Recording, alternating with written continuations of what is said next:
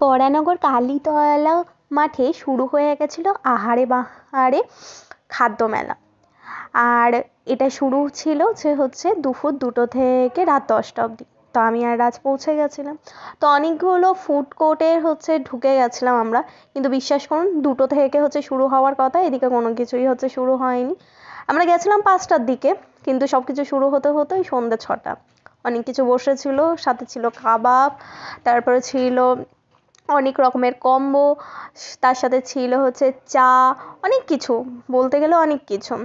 তো আমরা প্রথমেই যেটা হচ্ছে ট্রাই করেছিলাম, যেহেতু দোকানপাট খুব কম হচ্ছে বসেছিল, তাই আমরা হচ্ছে প্রথমে নিয়ে নিয়েছিলাম ফিশ ফ্রাই। তো ফিশ ফ্রাইটা হচ্ছে আমি দেখছিলাম যে কেমন, কিন্তু ভেঙে দেখলাম যে ফিশের হচ্ছে এফটুকুনিও নেই, জানি না কেমন। কিন্তু খেয়ে দেখো, আমার মুখের রিয়াকশানটা একটু অন্যরকম ছিল। আমি বলেও এসেছি যদিও যে এটা কিন্তু ভালো ছিল না। যাই হোক, তারপরে আমরা ওখান থেকে ডিসঅ্যাপয়েন্টেড হয়ে কাবাবের দিকে চলে এলাম। কাবাবটা নো ডাউট খুব ভালো ছিল। আর রাজ এখানে খুব সুন্দরভাবে এনজয় করছিল, যেহেতু কাবাব ওর খুব পছন্দ। এরপরে মেন আকর্ষণ যেটা ছিল সেটা হচ্ছে দাদা বৌদি বিরিয়ানি। তো দাদা বৌদি বিরিয়ানি 6টার সময় হাঁড়ি লাগলো। তারপরে ওখান থেকে হচ্ছে আমরা 2টো মাটন বিরিয়ানি হচ্ছে নিলাম। মাটন বিরিয়ানিটা পার্সেলি হচ্ছে করে নিয়ে এসেছি, কারণ ওখানে দাঁড়িয়ে খাওয়ার মতন অত ধৈর্য আমাদের কারোরই ছিল না।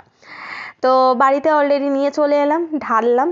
ঘিয়ের পরিমাণটা একটু বেশিই ছিল, যদিও হয়তো প্রথম হাঁড়ির হচ্ছে নিয়ে এসেছিলাম বলে। তো কেমন লাগলো সবাই জানিও।